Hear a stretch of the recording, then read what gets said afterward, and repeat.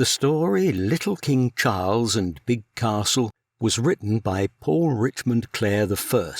All rights reserved, Paul R. Clare and PContheprowl.com. Once there was a big castle in a far-off land, in the rich, green, lush land called County Clare, Ireland. There was a grand king named Big King Edward II. He was an exceptionally good and kind king, yet one not to be crossed by the opposition of his royal court and people he ruled over. He took particularly good care of his people and his royal court, and cared very much about them all. He did his best to have everyone working together, using their skills and strength for the little piece of the world they called theirs. He was protective of his castle and all his people, and did the best he could to lighten the heavy burden of being a great king. He had the people work the land responsibly and only take what was needed, keeping the balance of giving back to it as much as they all took from it. He only went to war if his people and castle were in danger. All who challenged Big King Edward knew his people fought as free men. They did battle very rarely, due to their strength in dedicated numbers, and Big King Edward had an unusual way of solving problems with outside forces, well before going to war with them. He had a small army of carrier pigeons. He would send his small pigeon fleet with requests for peaceful solutions, with small gifts of precious jewels and gems to the opposing force, to give them a chance at peace, as well as a little offering of wealth to avoid war. He had learned that letting go of valuable gems and jewels would turn foes into friends very quickly. He told his son, little Prince Charles I, that the pigeons would be protected by flight and blend in with nature unexpectedly, carrying life-saving offerings to enemies, preventing precious loss of life of people and court. He said, "One can find or replace gems and jewels, but loved ones cannot be replaced." Now one day, Big King Edward noticed the alligator in the moat around the kingdom made to protect the castle was incredibly angry and not doing very well health-wise. Big King Edward, being very kind to all living creatures, felt bad for the alligator, so he went to care for it and fed it himself, as it was a very dangerous job trying to help an alligator. As he approached, the alligator jumped out of the water and ate Big King Edward in one bite. This made the people, the royal court, and little Prince Charles very sad. Little Prince Charles, although just a boy and very sad about losing his father to the alligator, knew he had to wipe away his tears and be very strong to become the first boy king in all the land of County Clare, Ireland, where his kingdom existed. He also knew the townspeople and the royal court would need him now to step up and be a man, much before his time to that of the Big King.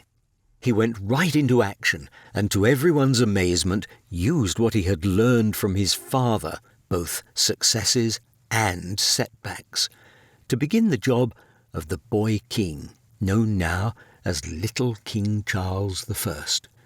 The first thing he did was to gather everyone in his domain and reassure them not to worry, that he was up to the task and would do all he could to not only take care of them all, but to make his father proud and rule in the same manner the people respected and thrived from.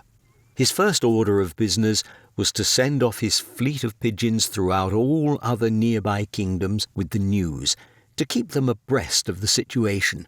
He also included precious gems and jewels, as his father did, to pay respects and show it was business as usual, so as not to gain enemies who may quickly look, perhaps, to take advantage of this situation. Then the next order of business was to deal with the dangerous alligator, who proved to have no place in the reign of the new little king. He gathered his wizard and town butcher to produce a plan to solve this problem. He trusted both, as they had served the kingdom well with magic and did a great job in the kingdom regarding meals for his father's townspeople for many years. They devised a crafty plan to cast a sleeping spell on some delicious meat, the best the butcher had to offer to the alligator. Now, Charles knew not to feed the alligator himself from the loss of his father, who met his ultimate demise trying to feed this alligator, which needed to be dealt with before it caused harm to those he cared for. He knew, too, not to allow any of his people to handle this sleepy, spell-filled meal either. Charles floated the sleeping-spelled meat on a large lily pad and shaped the meal to look just like a frog. Frogs are very tempting appetizers for alligators.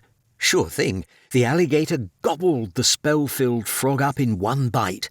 As planned, the next morning the vicious alligator lay there deep asleep, and now was time for the second part of his plan. He had his worthy knight tie up the alligator, and with a few others of his top knights, carry the alligator far away from the kingdom, to return to the wild, out in the marshes of Ireland. To solve the problem of this alligator that was calling this part of the kingdom and this protective moat his, little King Charles could have easily just stuck a lance from one of his knights into this vicious beast, but he did the amicable and noble act of looking past his anger to rid his kingdom of the great beast.